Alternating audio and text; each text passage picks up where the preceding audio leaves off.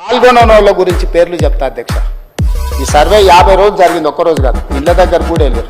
కల్వకుంట్ల చంద్రశేఖరరావు గారు ఎమ్మెల్యే గజ్వేల్, కల్వకుంట్ల తారక రామారావు గారు ఎమ్మెల్యే సిరిసిల్ల, పన్నీరు హరీష్ రావు గారు ఎమ్మెల్యే సిద్దిపేట, పద్మారావు గారు ఎమ్మెల్యే సికింద్రాబాద్, పల్లా రాజేశ్వర్ రెడ్డి, పోచంపల్లి శ్రీనివాస్ రెడ్డి ఎమ్మెల్సీ, శ్రీమతి డికే అరుణ మహబూబ్ నగర్ ఎంపీ.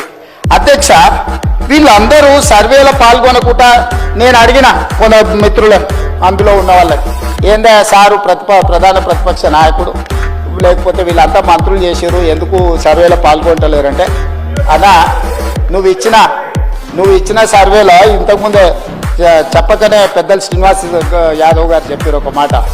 5వ పేజీలో ఏముంది అధ్యక్ష, మీ భూమి వివరాలు చెప్పండి అని అడిగినాం అధ్యక్ష.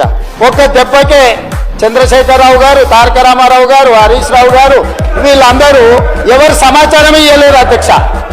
ఇప్పుడు మేము ఏమడిగినాం అధ్యక్ష, ఇక్కడున్న ఎమ్మెల్యేలు మంత్రులు అందరూ వివరాలు ఇస్తే భూముల వివరాలు అడగంగానే సర్వేలో పాల్గొన్నారా అధ్యక్ష?